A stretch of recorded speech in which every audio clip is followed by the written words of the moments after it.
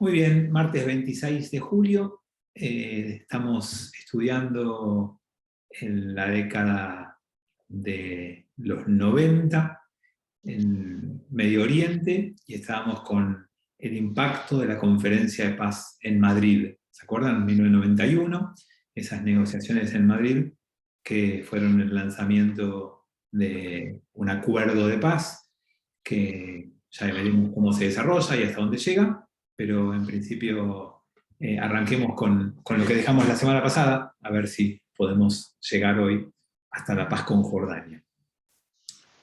Bueno, negociaciones de Madrid, que fue nuestro tema de la semana pasada, ¿no? La negociación, para que se pueda desarrollar, Israel puso una condición, y era que se revoque la resolución de las Naciones Unidas que había declarado al sionismo como racismo. ¿Se acuerdan que fue un tema de resolución de las Naciones Unidas muy complejo para Israel? Creo que tendrán el recuerdo de eso que hablamos en su momento. Bueno, para poder participar había que desaprobar o revocar esa resolución, y también, por supuesto, había que reconocer a Israel, sentarse a negociar con vecinos, con pares, que puedan tener un mínimo reconocimiento de Israel, cosa que hasta ese momento, sacando Egipto, era muy complejo de lograr. Y entonces, por lo menos conseguir que algunas potencias del mundo reconozcan a Israel más activamente en este concierto de las naciones. Y eso se pudo dar con países como China y como India y algunos incluso del mundo árabe como Omán, Qatar, Túnez, bueno, Marruecos. Fue como eh, empezar a desandar el bloqueo y el boicot que el mundo árabe le había impuesto a Israel. Ese camino que había que transformar, que había que cambiar, empezó a tomar nueva forma a partir de esta conferencia internacional, porque sentarte en un lugar, bueno, el piso de las potencias del mundo, a tener conversaciones, más allá de lo que yo les conté, la triangulación con la OLP, que no estaba sentada en la mesa, Israel pasó a ser un país reconocido, revalorado, y esto alguno de ustedes habrá visto alguna vez la imagen del equipo de básquet de Israel ganando algún torneo europeo y el jugador de básquet diciendo: pusimos a Israel en el mapa. No sé si alguna vez lo vieron, pero es una imagen muy clásica. En el mundo simbólico, poner a Israel en el mapa, ganar una final de un torneo de básquet europeo, es lindo. Esta conferencia de paz puso a Israel en el mapa. Logró empezar a considerarlo a Israel desde otro lugar. Y eso fue el lanzamiento de conversaciones bilaterales. ¿Se acuerdan que yo les dije que había un objetivo multilateral que había que lograr así entre todos, pero que eso era también el lanzamiento de algunos acuerdos o futuros acuerdos de charlas bilaterales? Entonces, en la conferencia de Madrid se lanza, se establece el canal de conversaciones entre Israel y los palestinos. Eso es un avance tremendo. Hasta ese momento no había conversación. Acuérdense que la OLP tenía en su carta constitutiva, en los 3 puntos que tenía, uno era la destrucción del Estado de Israel. No te puedes sentar a hablar con alguien que tiene en su carta de constitución que lo único que busca es tu destrucción.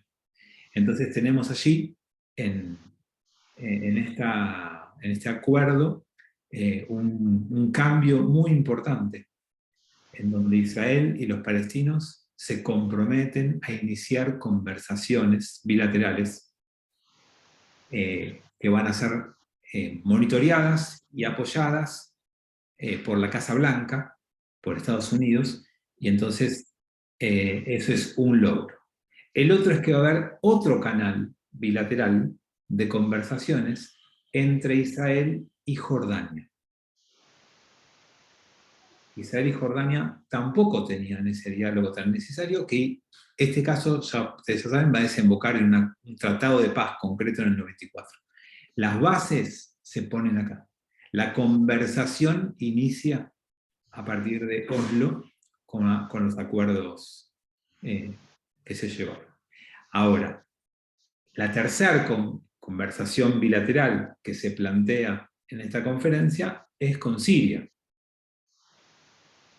Ahí hubo algunas conversaciones de seguimiento, hubo algunos avances, algunos informes, algunos encuentros.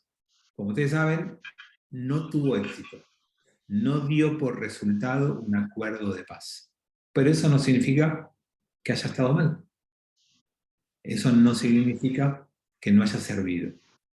Entonces, Madrid le da estatus a Israel, lo coloca en el centro, consiguen el apoyo de las potencias para monitorear, resuelven algunos temas generales y abren conversaciones bilaterales.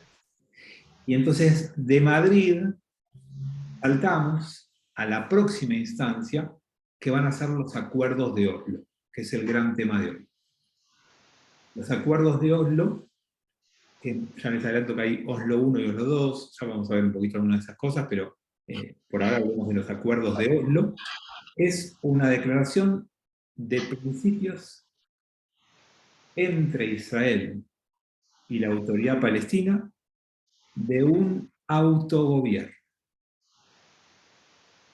Principios para arreglar un autogobierno provisional con un carácter de transición para que eso vaya a desembocar en algo más fuerte, pero eso es lo que la declaración, el acuerdo de Oslo buscaba. Entonces, declarar como un principio de acuerdo de un autogobierno provisional palestino, y todo esto se intenta llevar a cabo en el año 1993 para generar el marco adecuado para lograr un acuerdo de paz entre Israel y los palestinos. Y este acuerdo se tiene que hacer entre Israel y la OLP, que representa a los intereses de los palestinos. Bueno, esas negociaciones, que son la consecuencia de Madrid y que se llevan a cabo después de Madrid entre palestinos e israelíes, comienzan en forma secreta. Después de Madrid 91, hay conversaciones secretas en Noruega, en Oslo, que van a intentar lograr estos acuerdos. ¿Por qué secretas? Porque la OLP tiene en sus filas todavía muchos terroristas que no van a acordar, que no van a estar de acuerdo con estas conversaciones, y porque Israel también tiene un ala más de derecha, más extrema, más intolerante, que tampoco va a aceptar que estas conversaciones se generen, o mejor presentarle a la gente de los dos lugares las cosas un poco más avanzadas. Entonces, los acuerdos de Oslo empiezan como conversaciones secretas y finalmente se firman en el 93, como les dije antes, en agosto del 93, en un acto público en Washington, en presencia de Arafat, del lado de la OLP o de los palestinos, con presencia del primer ministro de Israel, que era Yitzhak Rabin, en el 93, ya estaba Rabin a cargo del primer ministro, como primer ministro de Israel, y con Bill Clinton como presidente de Estados Unidos. Entonces se firma un acuerdo en Oslo con las tres partes, Clinton, Rabin, y por el lado de la OLP, el que va a firmar es Muhammad Abbas, que me imagino que lo conocen, que lo habrán escuchado nombrar. Esperen que alguien se desmutió. Ahí está. Abbas va a ser quien firma por el lado de los palestinos, que era el enviado, y Shimon Peres como ministro de Relaciones Exteriores de Israel. Que entre paréntesis me imagino que todos vieron o están viendo el documental de la vida de Shimon Peres en Netflix, ¿sí? Saben que es obligatorio para este curso, ténganlo en cuenta, es obligatorio. Vale la pena, uno repasa mucho los temas que nosotros vimos acá y lo puede ver a Shimon Peres hablando y a personajes del mundo hablando sobre él. Y, la verdad que está bueno, lo pueden ver si tienen ganas. Así que por parte de Israel también participa Shimon Peres de estos acuerdos y también va a participar Rusia, ¿sí? La cuarta pata de los acuerdos de Oslo es Rusia. Y entonces estos acuerdos prevén la creación de un autogobierno interino palestino, llamada la Autoridad Nacional Palestina. Entonces, hasta este momento tenemos a la OLP como la representación oficial de los palestinos. A partir del 93 no se habla más de la OLP, se habla de Autoridad Nacional Palestina hasta el día de hoy. Ustedes pregunten quién está a cargo del gobierno de los palestinos, es la ANP, Autoridad Nacional Palestina, que tiene como responsabilidad central la administración de los territorios que le van a ser asignados en estos acuerdos. Estos acuerdos también hablan del rol de las fuerzas de defensa de Israel, ¿sí? Las fuerzas de defensa o Tzva Hagana de Israel, esas fuerzas tienen que retirarse en parte de Gaza y en parte de Cisjordania. Deben salir de ese lugar que estaban ocupando desde, ¿se acuerdan? La guerra de los 6 días, ¿sí? Todo esto iba a ser un plan a aplicar en los años con diferentes avances y con cosas que dejaron para negociar más adelante porque eran difíciles de acordar. Entonces, lograron un acuerdo provisional por los primeros 5 años. Y después dejaron para más adelante la negociación de un acuerdo permanente. Esto era solo por 5 años, ¿sí? Iba a ser más o menos hasta el 2000.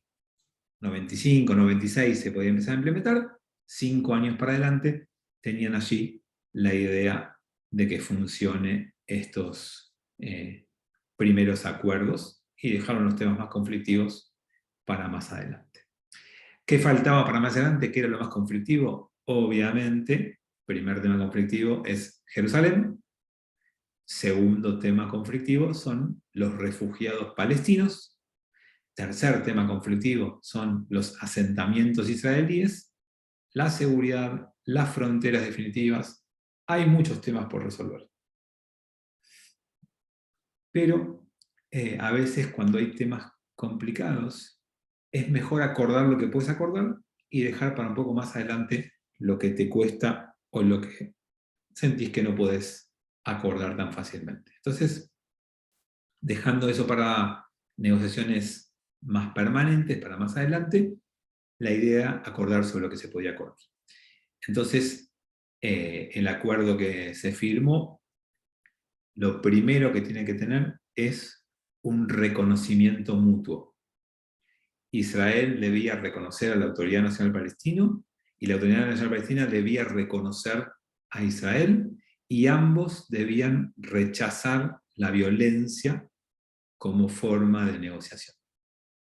Y eso ocurrió. Y parece poco, pero no lo es. Es decir, que del 67 al 93 hubo una situación de no resolución de un conflicto y en el 93 empieza a resolverse el conflicto con los palestinos con algunos primeros avances y con la postergación de los temas más complejos. Entonces, la primer medida concreta, ¿saben cuál es? Yasser Arafat puede regresar a los territorios palestinos. La posibilidad de Arafat de volver es la gran victoria que él siente que tiene, después de haber estado expulsado, ¿se acuerdan? Y con su base central en Túnez, cosa que habíamos estudiado hace pocos, no sé si recuerdo. ¿Cómo se llaman estos territorios? Tienen 3 nombres posibles.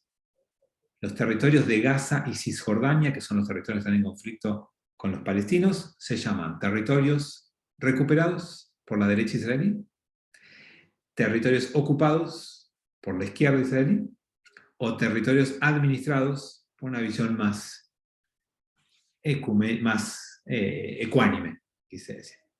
Bueno, con esta visión que tenemos, son territorios que está administrando Israel y que en algún momento está dispuesto a empezar a devolver, como les dije, en un primer periodo de transición de 5 años. ¿Cómo comienza este plan?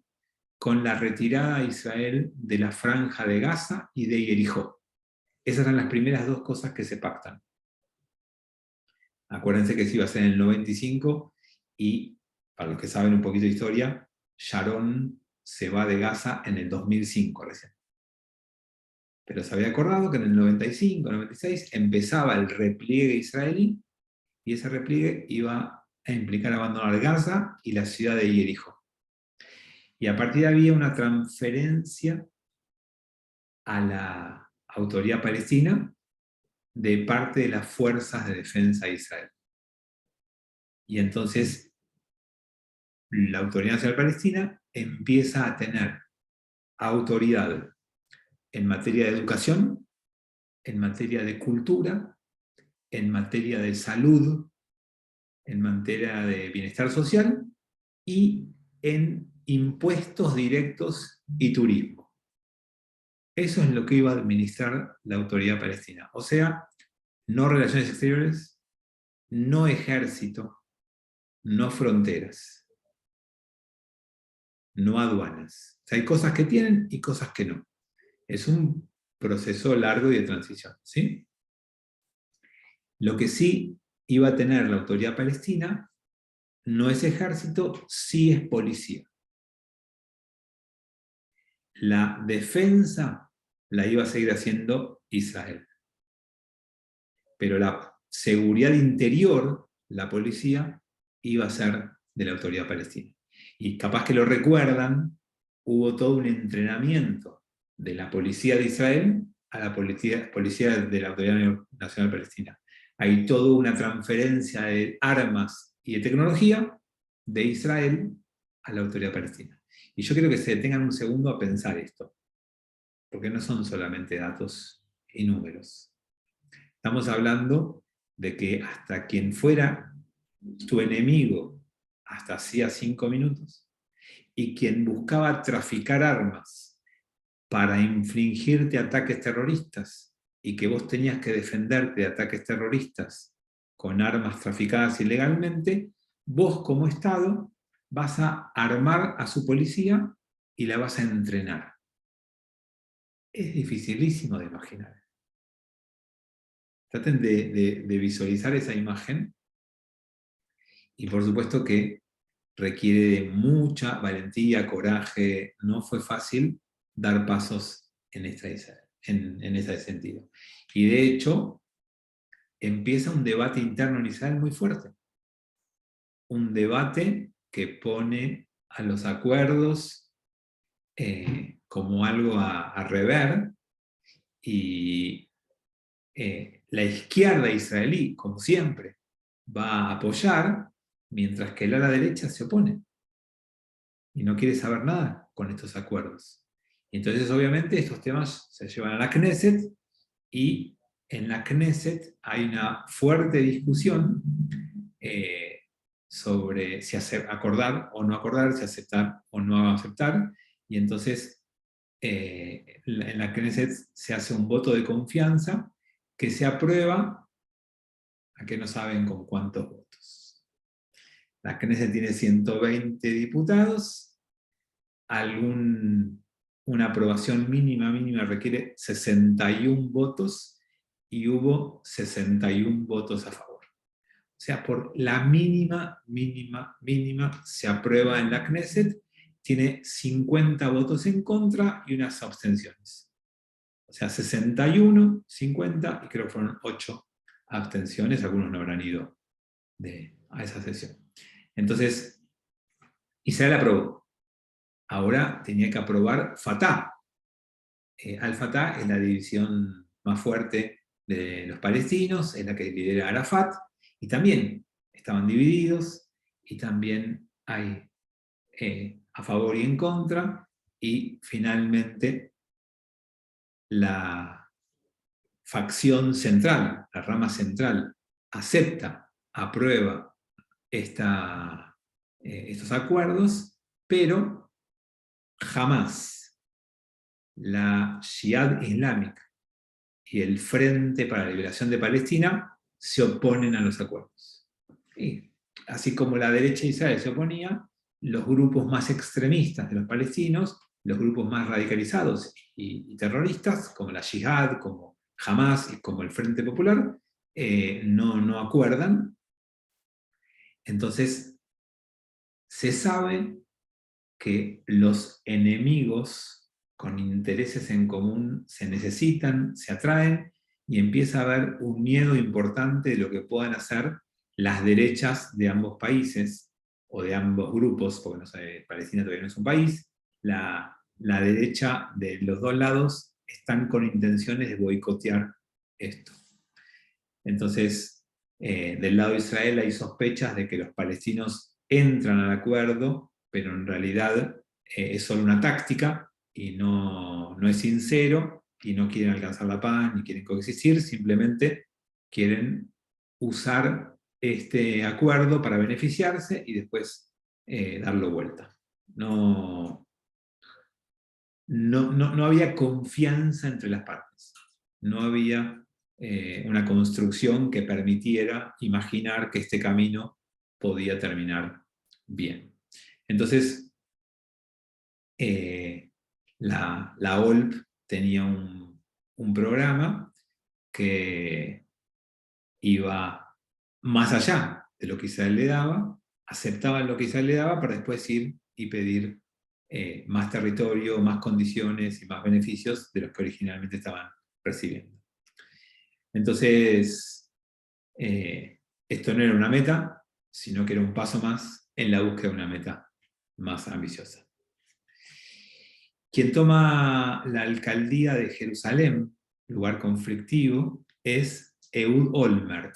Lo deben conocer porque después va a llegar a primer ministro. Pero Olmert empieza a destacarse como alcalde de Jerusalén, y él desde ese lugar se opone al acuerdo. Y entonces ya Israel empieza a tener conflictos internos cada vez más marcados. Y entonces, ¿qué hacen los que se oponen en Israel a los acuerdos? Lo que hacen es todo lo necesario para boicotear los avances del acuerdo, que en términos concretos no es ni más ni menos que traer judíos a vivir a las zonas que había que entregar en un futuro a los palestinos.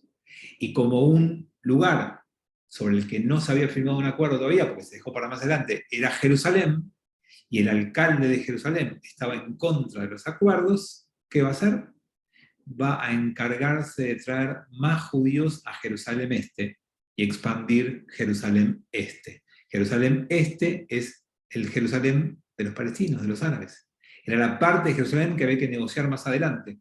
Bueno, el alcalde de Jerusalén se encarga de traer, establecer con beneficios, con exenciones, con aportes económicos, como hacen los gobiernos, el establecimiento de más judíos en la zona conflictiva. Imagínense cómo es leído esto por los palestinos, cómo es leído esto por Estados Unidos, cómo es leído esto por el mundo.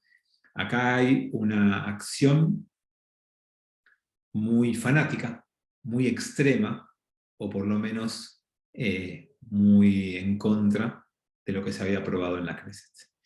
No sé si me están escuchando o me congelé, porque los veo a todos congelados y debo ser yo el que está congelado. Se escucha bien, Fabi, ¿eh? Ah, perfecto, gracias. Entonces simplemente un tema de imagen.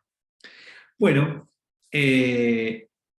la otra parte que nos quedó en el tintero tiene que ver con Líbano. Y Líbano, que tampoco ingresó demasiado en el acuerdo, hizo manifestaciones y o ataques desde Hezbollah al norte de Israel para boicotear el acuerdo. O sea que Líbano, que estaba ocupada por Hezbollah, tampoco fue muy proclive a sumarse a los acuerdos. ¿Por qué? Y porque así como Israel decía, che, los palestinos van a ganar algunos beneficios y pueden ir a pedir más, y esto es simplemente una táctica, los palestinos decían, che, los israelíes lo único que quieren es meter más asentamientos y quieren traer más gente a nuestros terrenos, y con esta paz aparente y tranquilidad aparente están aprovechando para poner más y más y más judíos en asentamientos en nuestros territorios. Y esa era de alguna manera lo que cada uno acusaba a la otra parte, y la verdad que las dos partes tenían razón. Porque los que se oponían a Israel hacían lo de los asentamientos, y los que se oponían de otro lado querían conseguir más cosas que lo que se había firmado. Así que de alguna manera la desconfianza, pero también las ramas extremas de ambos lados boicotearon fuertemente este avance en el acuerdo de paz.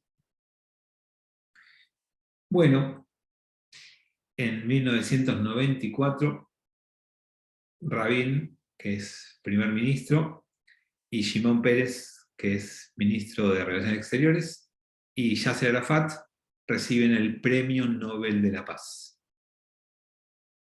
Como ya había pasado en la ocasión anterior, el mundo apuesta y simbólicamente entrega un premio a Yitzhak Rabin, un general, un exitoso militar de toda una extensa carrera militar, y a un terrorista como Yasser Arafat le entregan a los dos un premio Nobel de la Paz, porque es la manera en la que el mundo apuesta a los acuerdos de Oslo.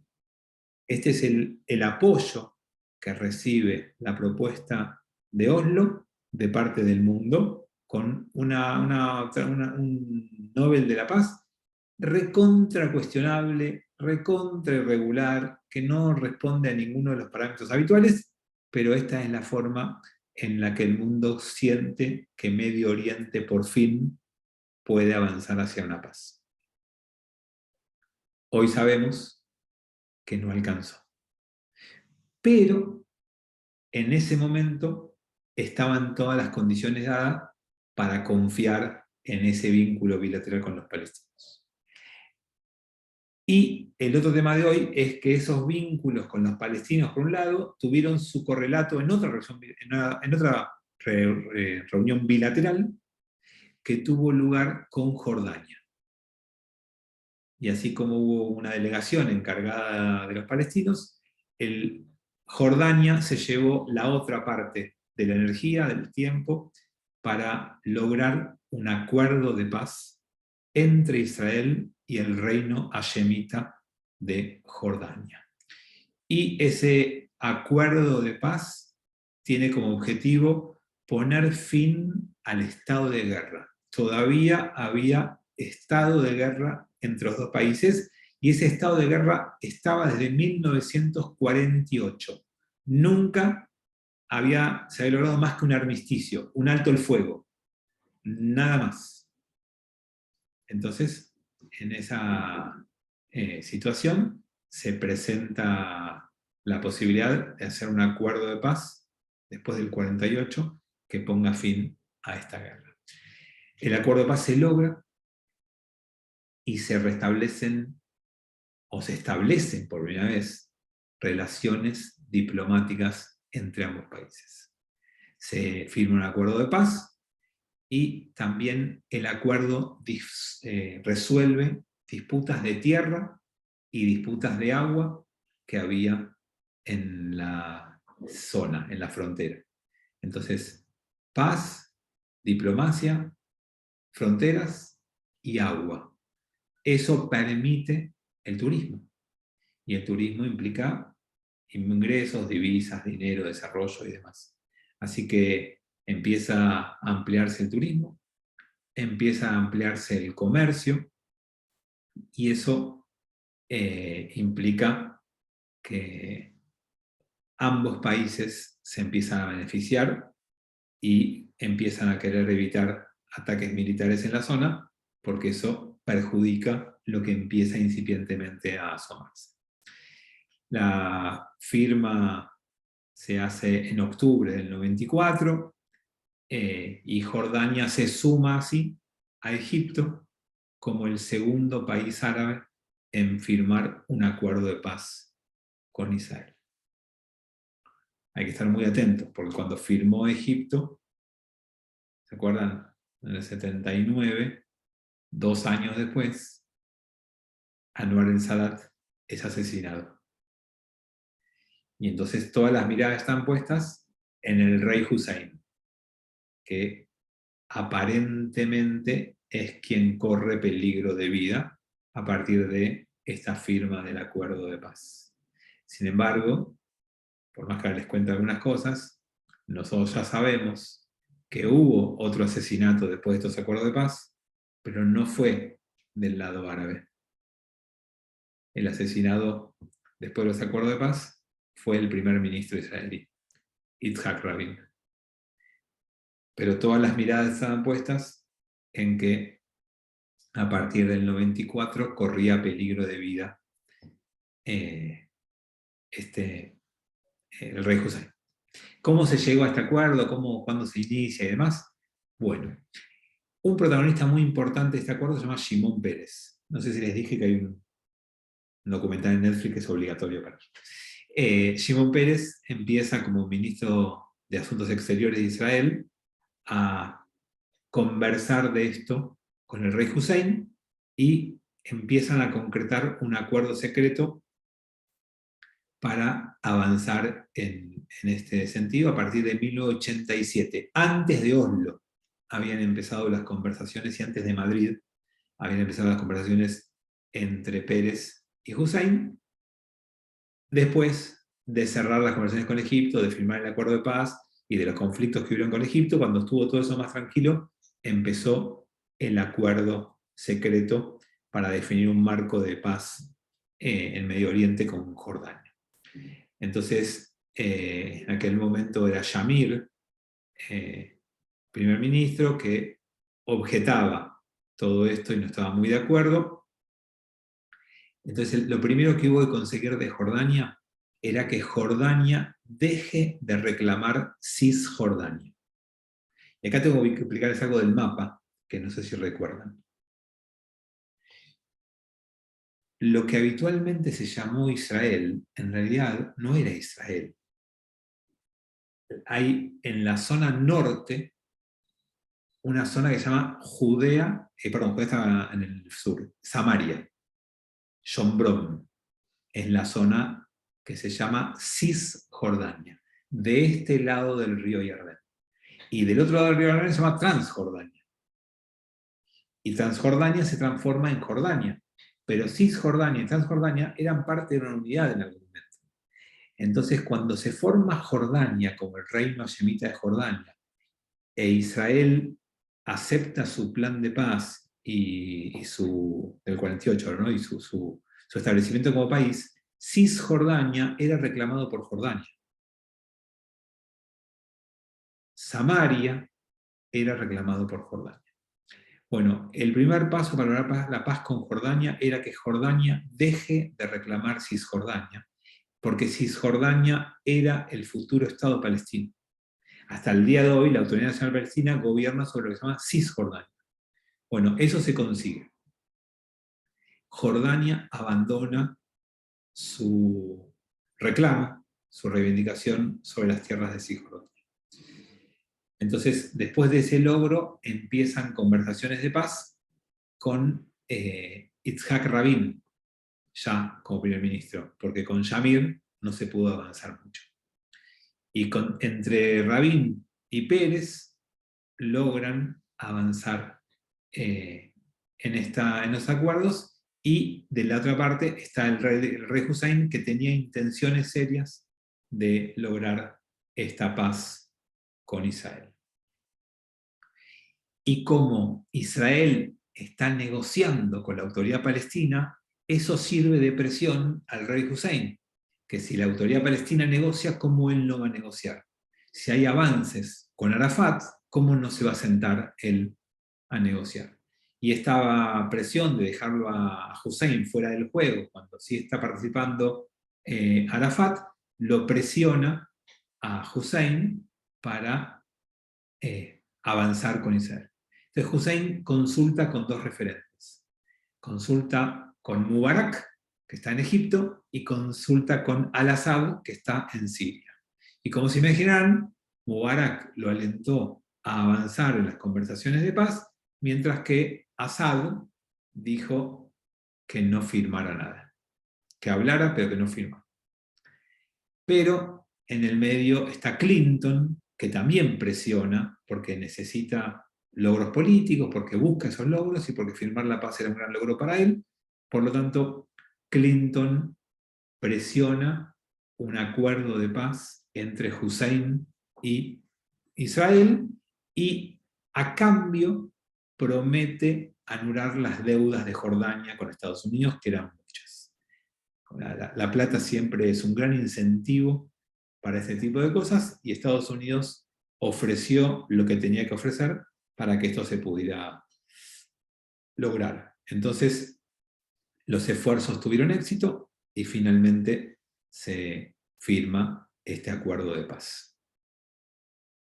En este caso, Rabin, Hussein y Clinton firman en Washington en 1994 la paz entre Israel y Jordania, y ahí termina la guerra y empieza una nueva realidad entre estos dos países vecinos, y termina un derramamiento prolongado de sangre y de dolor que duró muchísimo tiempo.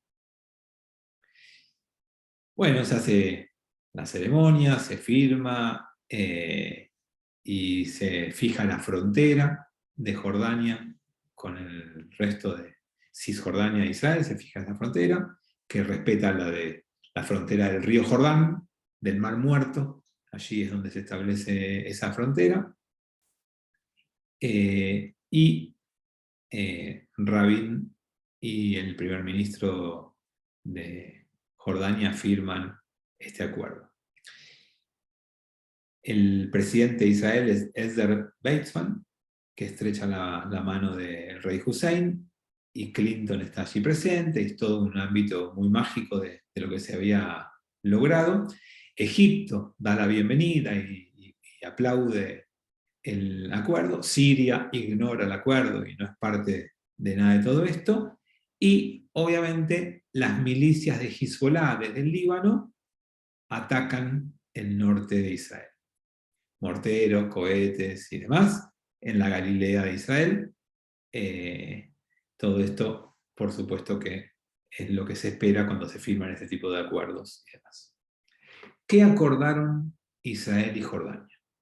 Primero, la frontera internacional, como les dije, río Jordán, otro río más que se llama Yarmuk, y el Mar Muerto con el Golfo de Aqaba, como las fronteras que separan Cisjordania de Jordania, y se termina todo reclamo territorial de Jordania en esa zona. Segundo acuerdo concreto, relaciones diplomáticas, que les dije, cooperación, diplomacia, establecimiento de embajadas, intercambio de diplomáticos, es otra de las cosas. Visas para turistas, los israelíes pueden viajar a Jordania con visa israelí, los jordanos pueden viajar a Israel con visa jordana. Es un avance en el turismo, en puertos, en aviones, libre comercio, parques cienciales. O sea, hay todo un campo en el cual también se avanza. El próximo punto es seguridad y defensa. Entonces, cada país asume el compromiso de respetar la seguridad del otro y que no puede haber más terrorismo que atraviese a uno de esos dos países. Si hay incursiones terroristas de Jordania a Israel, Jordania debe impedirlas y lo mismo al revés. ¿Sí? Hay que impedir los cruces fronterizos de terroristas a ambos lados. Se hace un acuerdo sobre Jerusalén. ¿Cuál es este acuerdo? El acuerdo de paz israelí-jordano reconoce que Jordania va a tener un papel esencial en los lugares sagrados musulmanes en Jerusalén.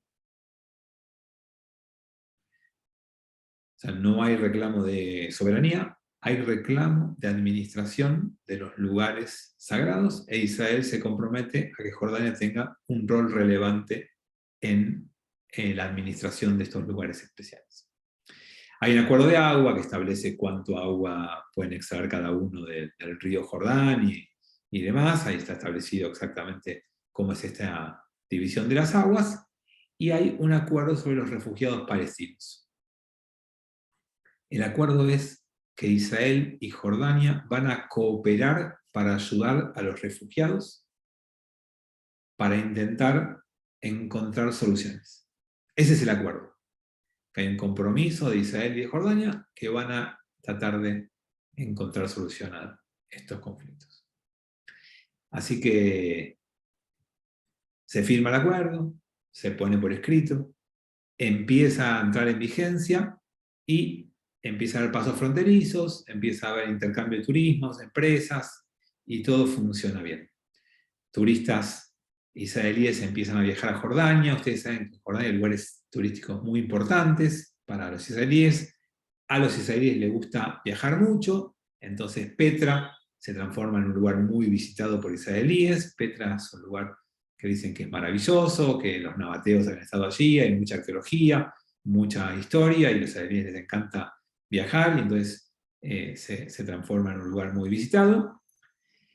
Y todo tiene un tremendo impacto porque el 4 de noviembre de 1995, Yitzhak Rabin fue asesinado. Y asesinado por un extremista judío. Y todos los esfuerzos de paz con los palestinos y con los jordanos entraron en alerta. La paz se firmó en el 94. Se estaban implementando los primeros acuerdos. Empieza a avanzarse en todo esto y de repente Yigal Amir, un judío ortodoxo, observante, religioso, dispara en un acto público en la plaza que hoy se llama Yitzhak Rabin, que es donde está la municipalidad de Tel Aviv, en un acto por la paz, en donde que Rabin habló y se estaba cantando una canción por la paz, y cuando se va a retirar, un israelí ortodoxo fundamentalista le dispara con aval rabínico, según él, para hacer lo que hizo. Hasta aquí nuestro encuentro de hoy. La semana que viene les cuento un poquito más cómo sigue el tratado, y después nos vamos a detener en el asesinato de Rabin, en Oslo II y en algunas cosas más que estaremos viendo de la segunda mitad de la década del 90 en Israel. Así que gracias a todos, que tengan buenas noches, que terminen bien las vacaciones de invierno, si es que tienen vacaciones de invierno, y nos vemos o el viernes de Shabbat o el martes que viene en este espacio. Gracias. Chau. Gracias, Rab, hasta luego. Muchas gracias. Gracias. Gracias. Gracias. Gracias. Hola, Susana. Hola, ¿qué tal? Bien, ¿Cómo estás? todo bien, por suerte. Aprovecho a saludarlos, ya que no los vi antes. Bueno, un beso. Un Beso. Chao, hasta luego. Chao. Hasta luego. Chao.